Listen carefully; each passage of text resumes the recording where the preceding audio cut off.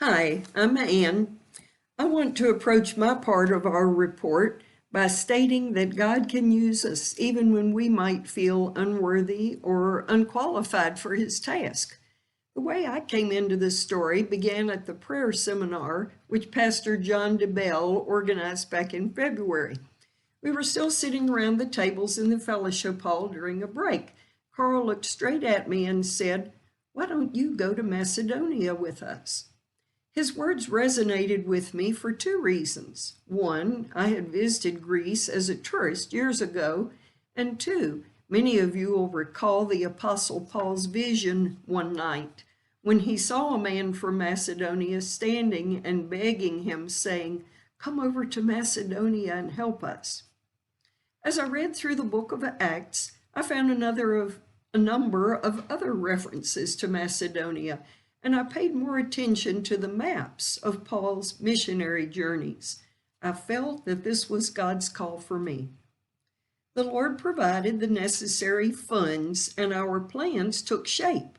There were some bumps along the way with the airline scheduling up to the week before we were to leave, but God worked those out too.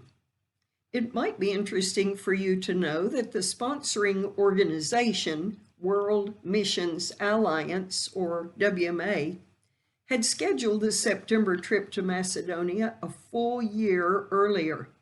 All their other missions from March to September had been canceled due to the coronavirus pandemic sweeping the world. And furthermore, even as late as September, all the European Union countries were closed to visitors from the United States. But Macedonia is not part of the EU, so we were still allowed to enter the country. God's plan, God's timing. To encourage you to go on international mission trips, I will tell you about a word I had one day while talking with Carl. I lamented that I didn't feel that I had any real gifts or talents or skills for God to use on a mission. But Carl correctly pointed out that wasn't I questioning God's call for me to go?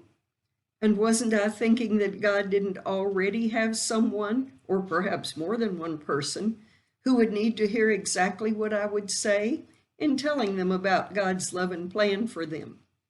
That laid my doubts to rest.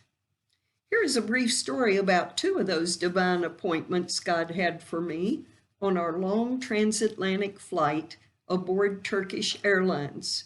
I know that Debbie and Carl had encounters also. I had received a great aisle seat at the bulkhead, so I offered to trade with Carl, thinking it would give him more room for his long legs. That meant that I ended up on the aisle next to an Asian American woman in her early 30s. Her name also was Deb. And Ida, a 50-ish lady who sat next to the window. When I told Deb that I was with two companions going on a short missionary trip to Macedonia, her eyes lit up as she whispered to me a secret.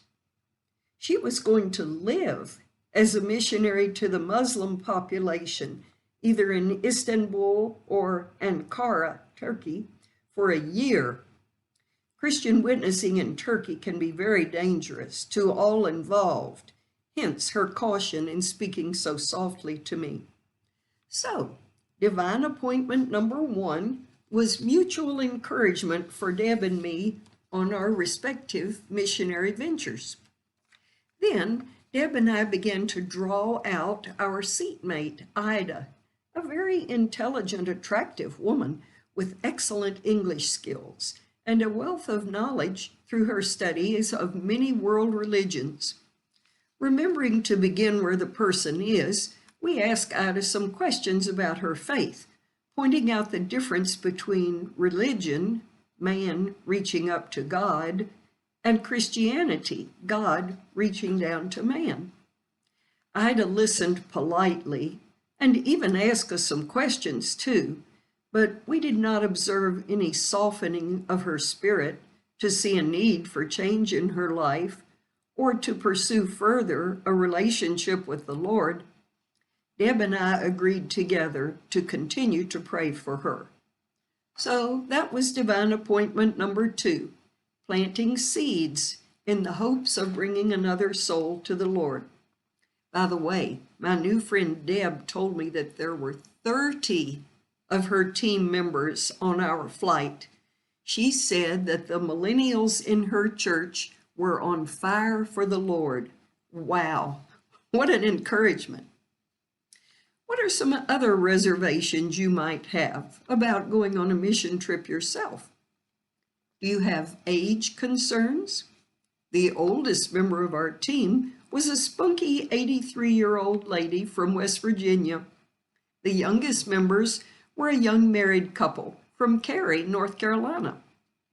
Do you have family concerns? The other couple in our team were in their 30s, 40s, with 3 children. And the day before they left home, they discovered that she was pregnant. Do you have adequacy concerns? Well, who is ever adequate in themselves? If you have felt God's tugging at your heart, you can trust Him. He will supply your confidence and those divine appointments. So God assembled a Macedonian team with members from all over the country.